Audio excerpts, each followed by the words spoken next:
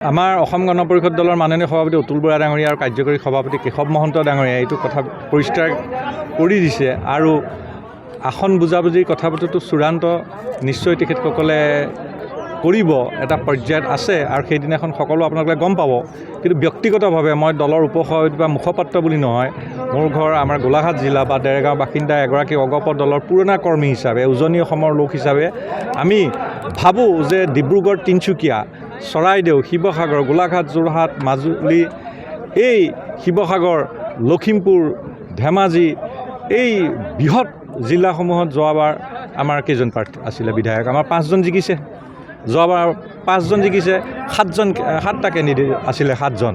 নাওবৈচাত আমাৰ কেণ্ডিডেট আছিলে, লখিমপুৰত আমাৰ কেণ্ডিডেট আছিলে, চাবুৱা, লাহোৱালত আছিলে, আমাৰ শিৱসাগৰত আছিলে, তিয়ক, দেৰগাঁও, গোলাঘাট, এইখিনি আছে। 7গৰাকী প্ৰাৰ্থী অসম গণ পৰিষদ দলৰ হৈ যোৱা আমাৰ 21 চনৰ নিৰ্বাচনত মিত্ৰজোঁটৰ প্ৰাৰ্থী হিচাপে প্ৰতিনিধিত্ব কৰিছে। তাৰ আগলৈ গ'লেতো আৰু আছিলে, আমি ইমান আগলৈ নাযাওঁ।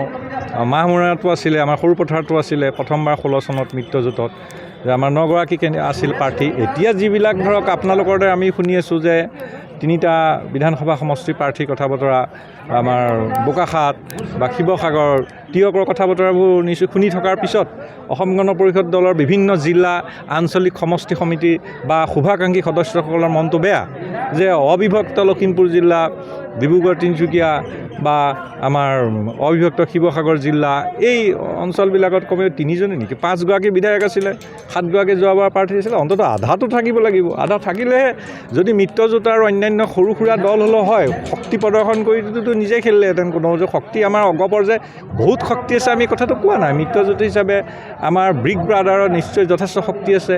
আমাৰ কম শক্তি হ'লেও এলায়েন্সত নিশ্চয় এটা সন্মানজনক আসনৰ কথাটো সকলোৱে চিন্তা চৰ্চা কৰি আছে। দলৰ মজিয়াত আমাৰ সভাপতি ডাঙৰীয়া, কাৰ্যকৰী সভাপতি ডাঙৰীয়া বা আমাৰ সাংসদ 2গৰাকী আলোচনাত আছে, তেখেতসকলক সকলোৱে মত ব্যক্ত কৰি আছে।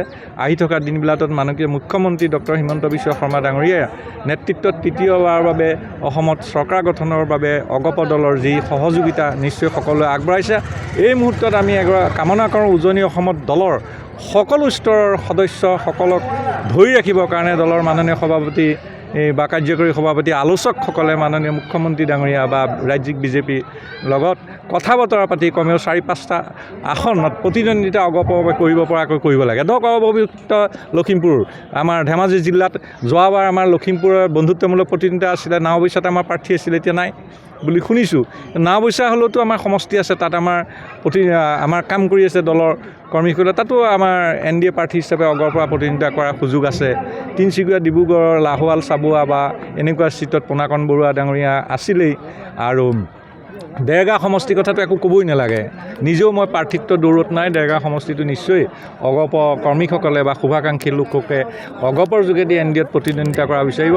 আজিৰ তাৰিখতো যদি গোটেই অসম গণ পৰিষদৰ দলটো আহি থকা দিনবিলাকত অধিক মজবুত কৰা বা ধৰি ৰখাৰ চেষ্টাত, নতুন অহাৰ চেষ্টাত বা NDA প্ৰাৰ্থীসকলক সৰ্বশক্তিৰে 35টা আসনতে অগপ দলৰ কৰ্মীসকলে আন্তৰিকতাৰে একেবাৰে সহায় কৰাৰ স্বাৰ্থত এই কথা বতৰাবোৰৰ কাৰণে এবাৰ নেতৃবৃন্দক গোটেই কথাটো বিবেচনা কৰি 4-5টা, কমেও 4টা বা 5টা চিটত প্ৰতিদ্বন্দ্বিতা কৰাৰ অগপক সুযোগ প্ৰদানৰ কাৰণে আমি আহ্বান জনালোঁ। দেৰগাঁৱৰ মোটামুটি ধন্যবাদ। যিখিনি কথা বতৰা গম পাওঁ, বিজেপি দলে আলোচনাত ধৰক দেৰগাঁও প্ৰতিদ্বন্দ্বিতা কৰাৰ কথা তেখেতসকলে কৈছে, কিন্তু অগপ দলৰ তৰফৰ পৰাও কোৱা হৈছে যে আমাৰ কাৰণে চিটটো আপোনালোকে, আমি আছোঁ, আমি থাকোঁ, এনেকুৱা। কিন্তু চূড়ান্ত আলোচনাৰ বুজাবুজিত যিটো হ'ব সেইটো আমি নিশ্চয় সকলো স্তৰতে আমি মানি লৈ পেলাই আমি কৰিম।